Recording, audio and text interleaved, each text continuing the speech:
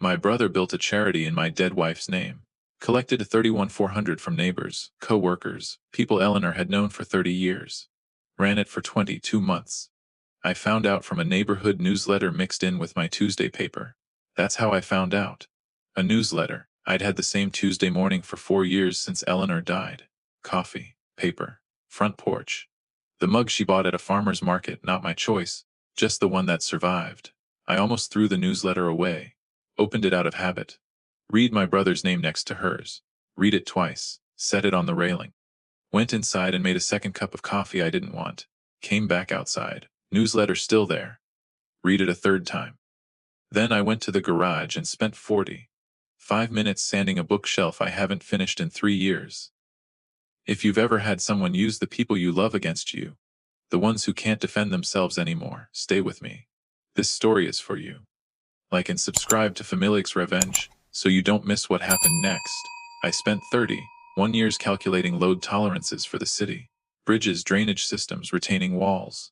You learn to read stress points, where weight concentrates, where structure will fail if you don't account for it. Eleanor used to say I applied the same logic to everything, including arguments. She wasn't wrong. Eleanor died 4 years ago, pancreatic cancer. 7 months from diagnosis to the last morning. She told me to go back to work after 2 weeks, because she said I'd go crazy sitting there watching her. I went back. Worked late sometimes. I didn't know Raymond called her on those evenings. I know now. What she left behind, a recipe card box on the kitchen counter, 3 by 5 cards in blue ink, her handwriting in cursive. I pick it up every morning and put it back. Not to cook anything, just to hold something she touched. There's a half-finished bookshelf in my garage that was always meant for the living room. Started it the week of her funeral. Got the joints cut, got the shelves leveled, then stopped. Told myself I'd finish it when I was ready. Raymond is my younger brother, 58 now. We grew up in the same house, buried the same parents, and somewhere along the way I became the one who held things together, and he became the one I held together. Not his fault entirely. Just how it settled. He borrowed money over the years, car repair in 1987, rent in 2014, a business loan that didn't work out. I never asked for any of it back. That was the arrangement between us, unspoken and understood for 40 years. After Eleanor died, I pulled back from everything. Grief does that. Raymond stepped in, came to family dinners, called more often, was present in ways he hadn't been before. I thought he was being a good brother. I thought he was grieving too. He was doing something else entirely, and I gave him every opportunity to do it, because looking closely at Raymond had never once felt necessary. That was my mistake. Not the only one, but the first. Wednesday lunch with Lou has been the same for 11 years. Same diner, same table by the window.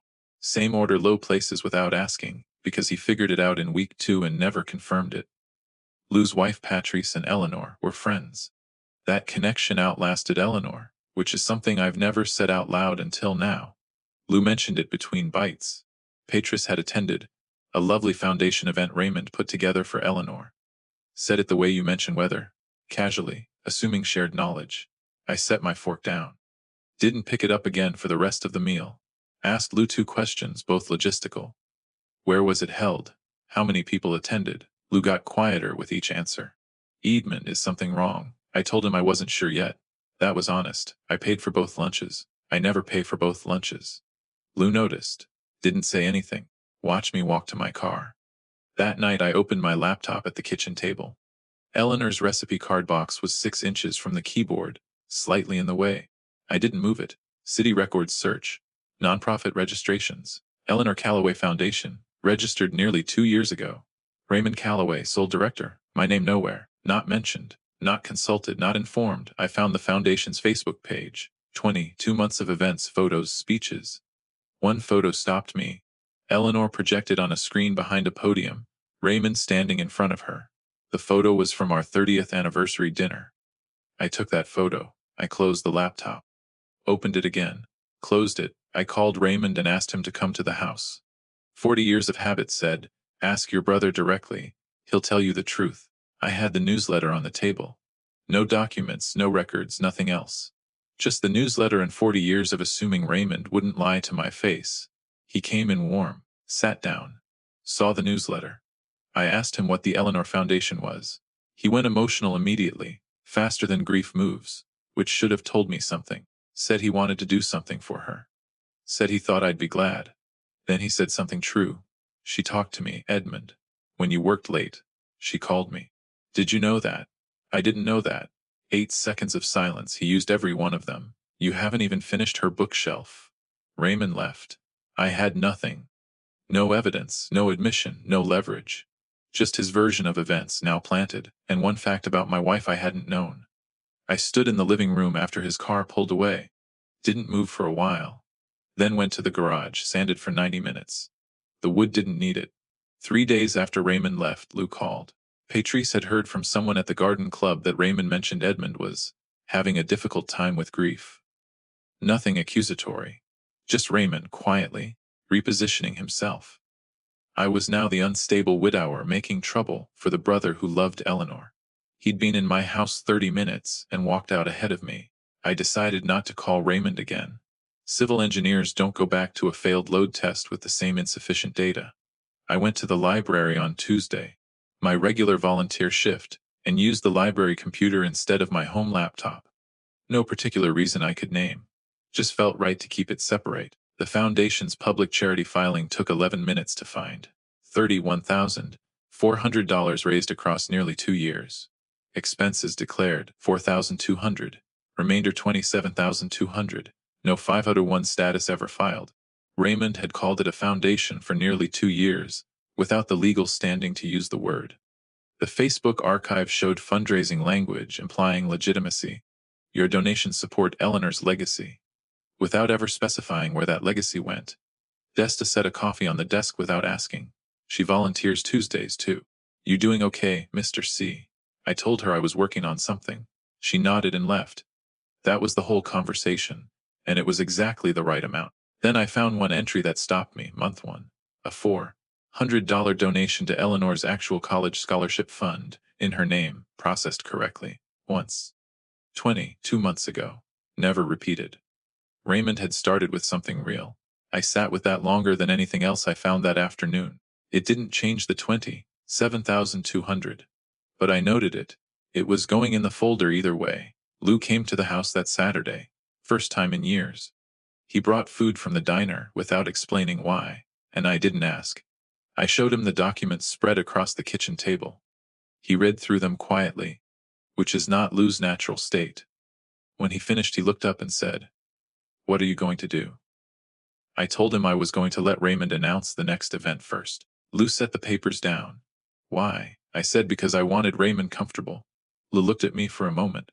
Edmund, that's not like you. I told him no, it wasn't. Before he left, he asked if there was anything he could do. I said he'd done enough and that I meant that well. He nodded. We both understood it meant two things simultaneously and left it at that. Raymond posted the second anniversary gala announcement 4 days later. $65 a ticket. 47 confirmed attendees on the Facebook event. Eleanor's anniversary photo, same one, always the same one. I calculated the potential revenue without writing anything down. Didn't need paper. I bought a ticket online. $65. Paid by check because that required mailing it, which meant Raymond would see my full name on the paper before I arrived. Edmund James Calloway. I signed it clearly. Mailed it that afternoon. That evening I built the folder. 6 tab sections dated sourced. Foundation registration. Bank filings. Event revenue against declared expenses. The $400 donation included, labeled, not hidden, Facebook archive. And the timeline 22 months, 2 columns, nothing editorial. Just the facts in order. I made the tab before I finished filling it. It read Eleanor Foundation resolved. The night before the gala I went to the garage. Not to work on anything specific, just went. I picked up Eleanor's recipe card that Raymond had moved during his visit. The one he'd put back in the wrong place. Read it. Her handwriting on a 3x5 card, blue ink. The title written carefully at the top. I put it back where it belonged. Then I sat in the kitchen for 20 minutes doing nothing, which is not something I do. The folder was by the front door. I got up and went to bed. Morning of coffee, no newspaper. Folder in the car by 7. The community center was 20 minutes away, and I left 40 minutes early, which meant I sat in the parking lot for a while. Reviewed nothing. The folder was complete. Had been complete for 4 days. I just sat there until it was time to go in. The room held about 50 people. Tables with centerpieces, a projector screen at the front. Raymond at a podium he looked comfortable behind. Eleanor's photo on the screen, anniversary dinner, third table from the window. She was laughing at something off camera. I know what she was laughing at. Raymond doesn't. I sat in the back row and put the folder on my knee. Raymond spoke for 14 minutes. I know because I checked my watch when he started and again when the Q&A opened. He said Eleanor's name 11 times. I counted that too. He was good at this, composed, warm, the kind of speaker who makes a room feel attended to. I noted it without pleasure. When he finished and asked for questions, I raised my hand. I stood up. I'm Edmund Calloway. Eleanor was my wife. The room went quiet in the particular way rooms go quiet when something is about to change. Raymond saw me and his expression did something brief and complicated before he arranged it back into welcome. Too late. I'd seen it. I placed the folder on the table in front of me. Didn't open it, didn't hold it up. Set it down, hands flat on either side, and asked Raymond 3 questions in the same tone I used for 1 years presenting infrastructure assessments to City Council. Can you tell the room what 501 status the Eleanor Foundation holds? Raymond said this wasn't the place. I asked whether he could show the room where the $27,200 raised over 22 months had been distributed. He said there had been a misunderstanding. Someone behind me asked if the organization was registered with the state. Raymond said they'd been working on formal registration. I said it had been 22 months. He opened his mouth. Nothing came out. He looked at the audience. The audience was looking at me. Someone asked what Eleanor would have wanted. I paused longer than I meant to. My voice went slightly unsteady on her name. Not Raymond's, hers, and I didn't try to correct it. She would have wanted to be asked. Mrs. O'Kafer was in the 3rd row. I watched her look down at her hands. I understood that. I felt it too. Raymond left before the evening ended. 3 people came to ask me questions and I answered each one the same way I'd answered the council for 1 years, factually, without editorializing. I left the folder on the table. Someone else could decide what to do with it. I'd already decided what I came to do, and I'd done it. The foundation dissolved 8 days after the gala. Community Association requested formal accounting. 2 donors contacted Raymond directly. The gala itself raised nothing. The envelopes stayed empty. $14,000 was returned to donors within the month. $13,200 was not. I filed the folder in my cabinet and didn't pursue it further. I had what I came for. The tab still reads Eleanor Foundation, resolved.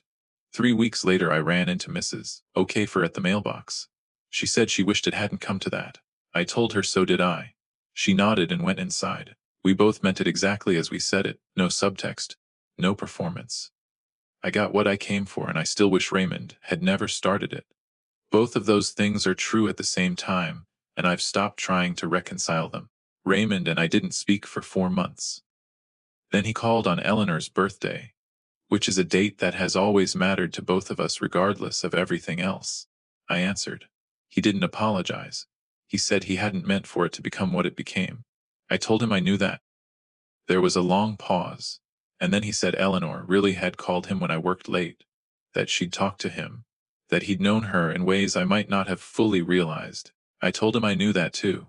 We hung up, not repaired, not severed. Somewhere in the space between, which is where we have probably always been without either of us naming it. I didn't ask about the 13,200. He didn't offer. That number will not be resolved, and I decided before I answered the phone that I was prepared to live with that. Some load calculations tell you a structure will hold imperfectly. You document it and move on. Wednesday lunch with Lou the following week. Same diner, same table. Lou ordered for both of us without asking, same as always. We talked about Patricy's Garden, the diner's new soup, a road project I remembered from 1994 that Lou's crew had done the plumbing for. Normal things. I paid for my own lunch. Lou noticed. Didn't say anything. That was enough. On a Saturday morning 3 weeks after that I finished the bookshelf. Final joints, final sanding, 1 coat of linseed oil. Same brand Eleanor said reminded her of her grandfather's house. She told me that the first time I used it, standing in the garage doorway watching me work, I kept buying the same brand without thinking about it until I thought about it just then. I carried the bookshelf inside and set it where It was always meant to go. Put Eleanor's recipe card box on the middle shelf. Stepped back and looked at it. The proportions were correct. They were always going to be correct. I'm an engineer. I just needed to finish the thing. Raymond said I hadn't finished it. I have now. I sat in the chair across from it for a while, with no particular reason to be sitting there. Just sat. If this story meant something to you, I'd be grateful for a like and subscribe to Familix's Revenge. It helps me keep sharing stories like this one. Thank you for listening.